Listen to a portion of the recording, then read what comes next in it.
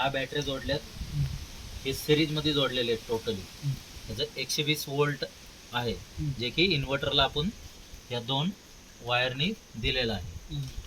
आपला जो main supply आलाय MSCBचा, तो मेन सप्लाय इथे आलाय. रेड आणि ब्लॅक ह्या 2 फ्लॅट केबल, त्याच्यामधली एक तुमची डायरेक्ट आलेली आहे रेड आणि ब्लॅक MSCBचा सप्लाय, आणि त्याच्यातच डायरेक्ट जॉईंट आहे तो आपला इन्व्हर्टरला मेन्स गेलेली आहे.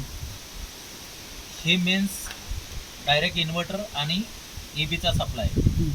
आता इन्व्हर्टर कडून आलेलं जे आउटपुट आहे हे रेड आणि ब्लॅक ह्या 2 केबल आपल्या त्या तुमच्या स्टेनलेच्या 32 एम्पियरच्या मेन स्विच मध्ये गेलेले आहेत. त्याच्यातून आउट गोईंग तुमचं हे आहे वरती टेंटचं. दुसरं कनेक्शन आहे आपलं तुमचं इंटरनल किचन, आणि ते जे 2 DP स्विच आहेत त्याच्यामध्ये हा सप्लाय गेलेला आहे. ठीक आहे.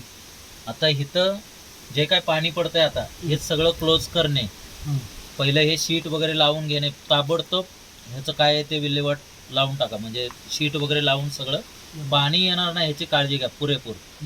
प्लस तुम्हाला जे काय आता हेवी लोड चालवायचा आहे, तो हेवी लोड साठी तुम्हाला हे मोटरचं कनेक्शन तुम्हाला इथं दिलेलं आहे. तर मोटर तुम्हाला चालू बंद काय करायचे असेल, मेंटेनन्स करायचं असेल, हा DP बंद केला तर वरती सप्लाय बंद होतं. आणि हे मोटरचं कनेक्शन तुम्हाला MSCB असताना वापरा. आणि तुम्हाला वेल्डिंग वगैरे काय लागलं तर आपलं जो मीटर पॅनल आहे, मीटर पॅनलच्या इथे एक DP शिल्लक आहे मीटर पॅनलच्या इथला, तर तिथं फक्त 2 केबल लावून तुम्ही पॉवर पॉईंट तिथं घेऊन हेवी लोड तिथं यूज करा. बाकीचा इथं काही यूज करू नका. हा फक्त इन्व्हर्टरचा सप्लाय आहे. इन्व्हर्टरमधून लाइटिंग लोड वगैरे सगळे तुमचे टेंट वगैरे हेच चालणार. ठीक आहे. मी आता शेटला एकदा सांगून टाकेल.